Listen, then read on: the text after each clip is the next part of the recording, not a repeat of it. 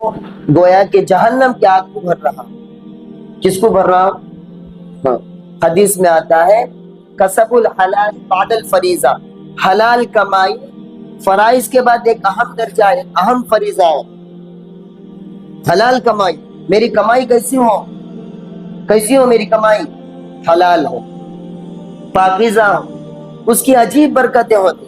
میں حلال کمائی کھایا تو اس کی برکتیں ہوتی، مجھے بھی نماز کی توفیق ہوتی، میرے بچے بھی نیک بنتے، میری بچی میری بیوی بھی نیک بنتی، میرے گھر والے نیک بنتے، میرے اعمال بھی نیک ہوتے.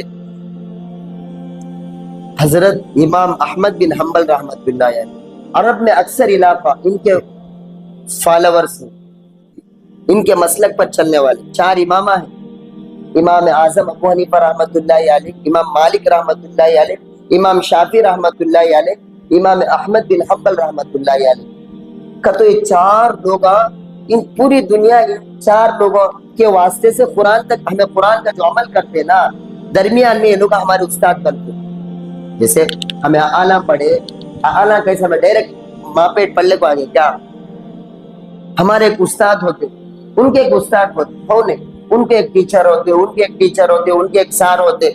ویسا نبی تک ہمیں پہنچنے میں ہمارے سارا ہوتے لوگ، ہمارے استاد ہوتے. کون کون؟ امام اعظم ابو حنیفہ رحمت اللہ علیہ، امام مالک رحمت اللہ علیہ، امام شافعی رحمت اللہ علیہ، امام احمد بن حنبل رحمت اللہ علیہ. تو آخر کے 2 بزرگاں جن کا نام کیا ہے؟ یہ 2 بزرگوں کے بارے میں کبھی بولیں گے، یہ 2 بزرگوں کے بارے میں سنو. امام شافعی رحمت اللہ علیہ استاد، ان کے شاگرد امام احمد بن حنبل. احمد ایک مرتبہ استاد خط لکھ کو بھیجے، بیٹا بہت دن سے دل چاہتا ہے کہ میں تجھے دیکھ لوں، زمانہ ہو گیا، ایک مرتبہ ادھر آ جاؤ. اب شاگرد بھی حضرت میں آ رہا ہوں، حضرت فلاں وقت میں آ رہا ہوں، حضرت کو بول کو خط بھیج ڈالے. اب حضرت فوراً کیا کرے گا تو اپنے شاگرد کو ملنے کے واسطے نکلے. تو واہ کیا شاگرد تھا، کیا استاد تھا. سمجھ میں آنی؟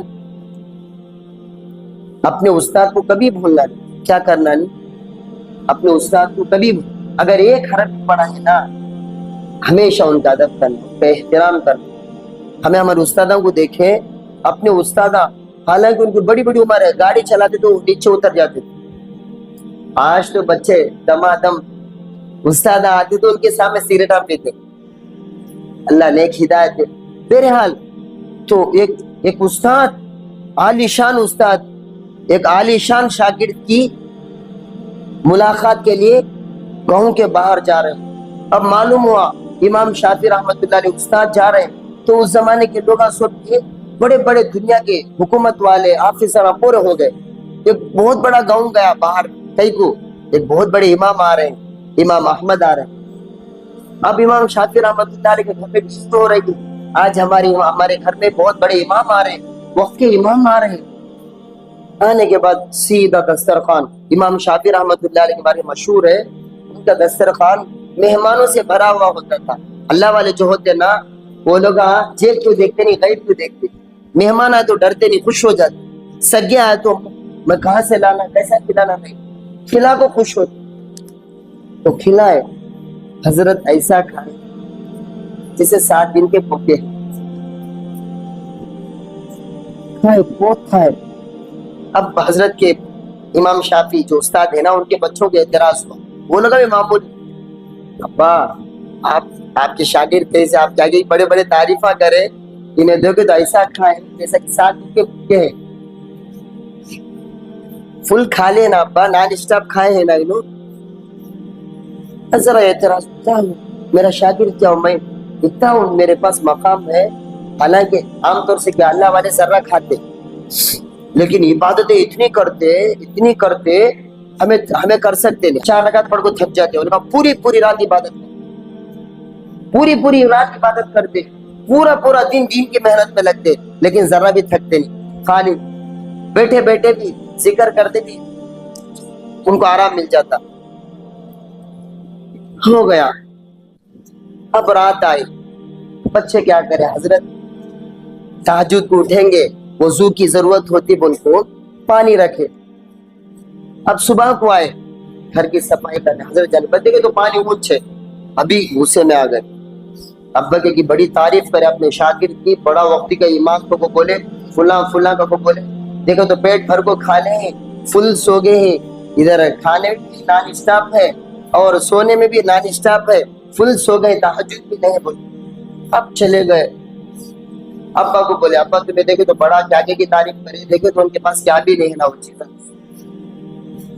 अब एक तो अंदर को कैसा पूछ ले, क्या भाई ज्यादा खा लिया है तो, लेकिन शागिर्द है ना, कभी तरबियत भी मकसूद होती, पूछे क्या बेटा अहमद तेरे अंदर कुछ तब्दीली देखता हूँ। तब्दीली ये है वो ज्यादा खाता है, वो ज्यादा सोता है, रात की तहज्जुद भी नहीं हुई। अल्लाह अकबर, कुर्बान चाहे अल्लाह वालों की जिंदगियां, ये जिंदगी हमारे अंदर क्या है, ऐसे अनवार और बरकत हमारे अंदर क्या है। कहने लगे हजरत आपके दस्तरखान पर जब बैठा, आपके दस्तरखान पर अल्लाह की रहमत ऐसी बरस रही थी, ऐसी आ रही थी कि मेरा दिल चाहा, लेकिन पूरी जिंदगी में ऐसा बरकत का खाना मैं कहीं नहीं देखा, मैं पूरा खा लिया, कहीं मुझसे बरकत ना छूटे। ऐसा मैं कितने की दस्तरखाना में खाया, कहीं दावत, कहीं खाने खाया, लेकिन ऐसा बरकत का खाना, ऐसा पाकीज़ा खाना, ऐसा हलाल खाना मैं कहीं नहीं खाया। इसलिए मेरा दिल चाहा कि ये खाने को ना छोड़ू, मैं खाता रहा, बहुत खा लिया, जिंदगी में ऐसा कभी खाया नहीं, पेट भर को खा लिया। हाँ, जब सोने के लिए तो मुझे उसकी ऐसी अनवार और बरकत थे, मैं नमाज पढ़ेंगे इशा की नमाज पढ़ दो, तहज्जुद में खड़ा नमाज 2 रकात पढ़ लेंगे बोल,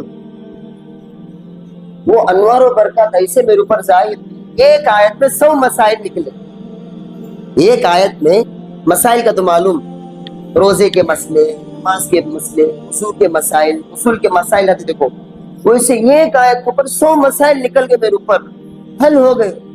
इसलिए मुझे रात में सोने की जरूरत आई नहीं, इशा की वजू से फजर की नमाज पढ़ा, उसी वजू से।